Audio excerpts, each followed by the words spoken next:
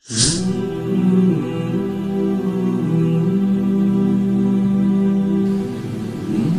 Indonesia ini dulu kerajaan-kerajaan Islam, kerajaan-kerajaan Islam.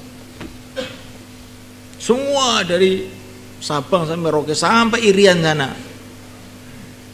Irian itu bagian dari kekuasaan Ternate, kerajaan Islam dulu. Maka di Irian itu, di Nabire ada kampung namanya Kampung Syu'aib, Kampung Sulaiman, tapi orangnya sudah nggak Islam. Orang Irian, ya. Karena tidak ada yang merawat, nggak ada yang memikirkan lagi.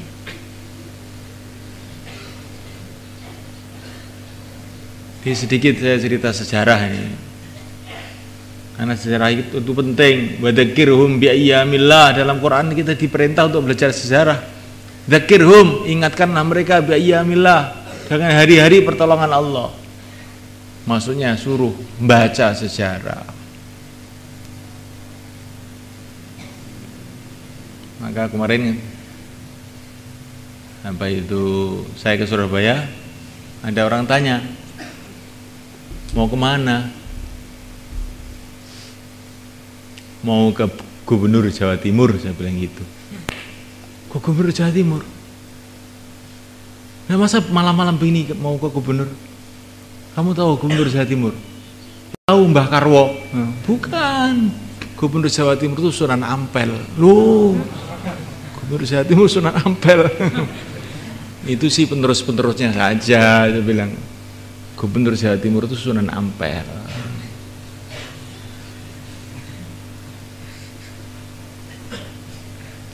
Nah yang mendirikan Surabaya itu Sunan Ampel. Kayak orang Madura lo ditanya, Gubernur Jawa Timur siapa? Muhammad Nur, katanya nih karena orang Madura nih. Ya. Lah itu Mbah Karwo itu kan non wakilnya, katanya penerusnya saja. Gubernur Jawa Timur itu Muhammad Nur, katanya orang Madura. Ya. Kalau kata saya Gubernur Jawa Timur itu Sunan Ampel, yang lain itu cuma neruskan saja, neruskan kekuasaannya, tapi nggak neruskan masjidnya. Bagaimana? Tapi Mbah Karwo itu sudah nusrah jamaah juga, lumayan ya. Jadi ini saya bilang begini ini supaya orang itu ingat sejarah kembali gitu loh. Bahwa yang mendirikan Indonesia itu dulu pejuang-pejuang, dai-dai, orang fikir agama. Bukan hanya Jawa saja, Sulawesi juga begitu. Apalagi Sumatera memang lebih awal dari Jawa.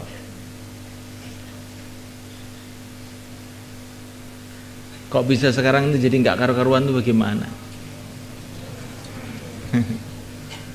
Ini sekarang giliran kamu ini. Bagaimana? Jangan kalah dengan Ummu Haram itu Milhan. Ada orang cerita berjuang, Nabi cerita berjuang, ya Rasulullah doakan saya termasuk pasukan-pasukan itu. Nah kamu juga begitu. Kalau ada orang cerita-cerita pejuang-pejuang itu, doakan sendiri, ya, badannya sendiri, ya, supaya termasuk pejuang-pejuang itu. Dan juga kamu doakan teman-teman kamu dan seluruh umat Islam.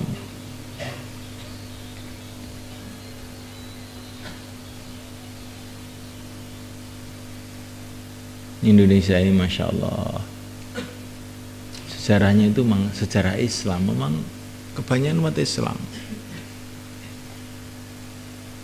Tetapi sekarang ini generasi-generasi muda di Indonesia ini tidak tahu sejarah. Sejarah tahunnya tahun 45 saja. Dan itu pun yang diceritakan, yang diketahui hanya urusan perang dengan Belanda, urusan perang dengan Jepang, itu aja.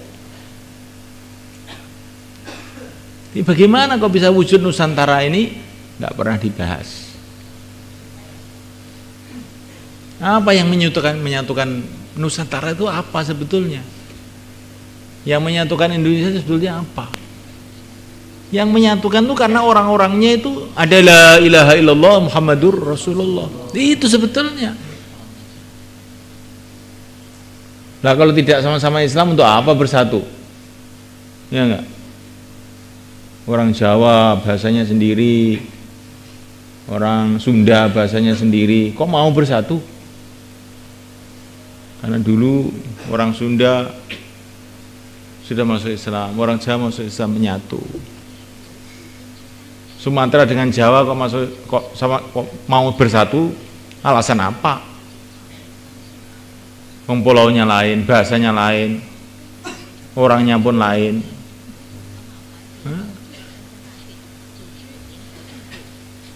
Karena sama-sama Islamnya ini. Nah ini tidak pernah dibicarakan. Semua bicara persatuan Indonesia, persatuan Indonesia.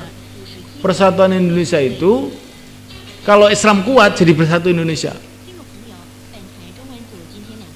Ini kalau kamu ngomong sama orang-orang yang suka bilang persatuan Indonesia, persatuan Indonesia. Persatuan Indonesia itu kalau Islam itu kuat, kalau sholat semua. Kalau enggak nanti gilut masing-masing. Nah.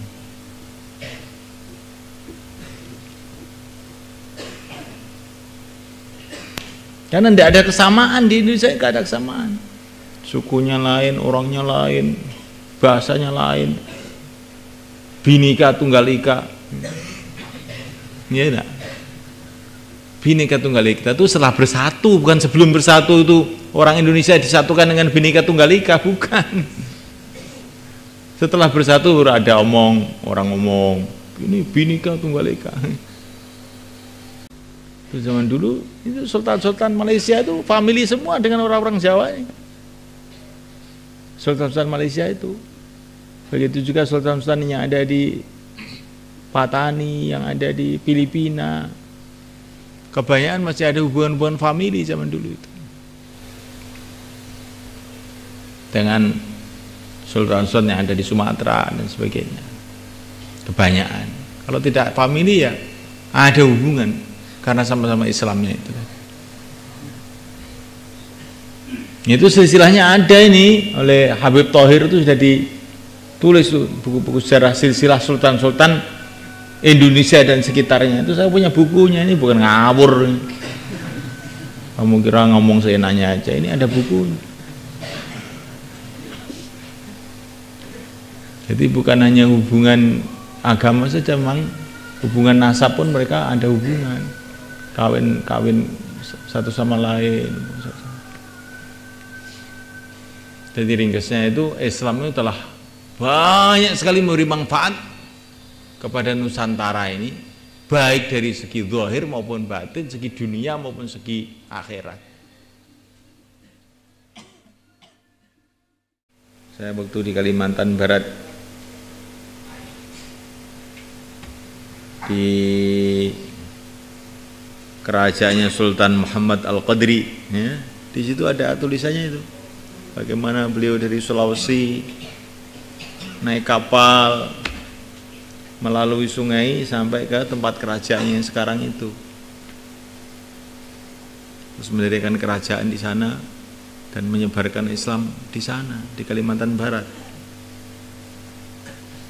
Muhammad Al-Qadri. Di Terangkil itu ada Abu Bakar Al-Qadri. Itu masuk anak cucunya itu. Ya lumayan dari sana naik ke sini kan naik kapal juga. Ya tahu mau ngaji apa enggak, dia dengar ngaji ini atau tidak dia. Kalau dia tidak dengar ngaji ini, masya Allah, innalillahi itu.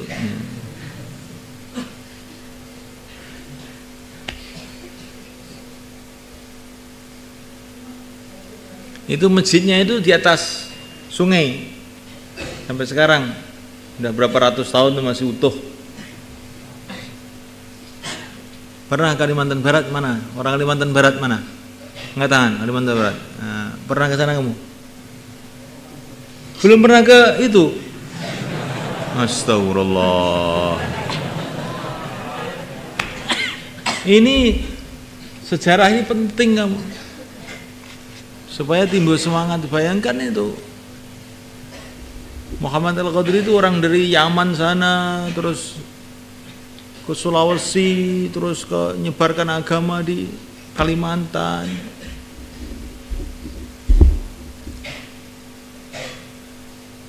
Itu Di antara cucu-cucu mereka itu ada namanya Abdul Hamid Al-Qadri. Dia dibunuh sama Jepang, terus dikubur. Setelah beberapa tahun dibuka masih utuh. Dikubur itu beberapa tahun disembunyikan sama Jepang itu masih utuh. Dia ditangkap sama Jepang waktu perang itu, waktu tahajud. Ini sultan-sultan zaman dulu tuh ahli tahajud. Sekarang santri aja gak tahajud. Ini sultan, raja itu aja tahajud. Ditangkap sama Jepang waktu tahajud. Itu ceritanya saya baca di Syamsul Dhohirah. Yang nulis itu loh orang Yaman. Yang nulis itu orang Yaman di Syamsul Dhohirah. Waktu tahajud dia tangkap sama Jepang, dibunuh. Setelah zaman merdeka ini dicari-cari sama anak cucunya, ketemu masih utuh. Ini tanda-tanda mati syahid ini. Di antara tanda mati syahid itu tidak busuk.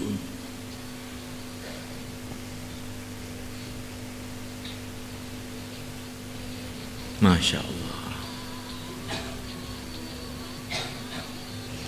Dan itu rajanya sekarang itu siapa namanya, lupa saya.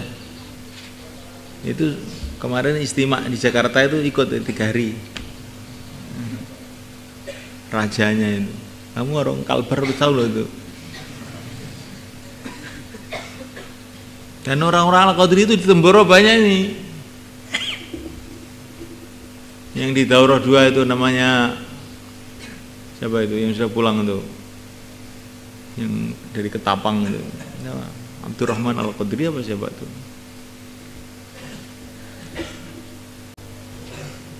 Kenapa orang kafir sekarang pada nggak takut sama orang Islam? Karena orang Islam itu takutnya kepada Allah itu berkurang. Hidupnya seenaknya sendiri.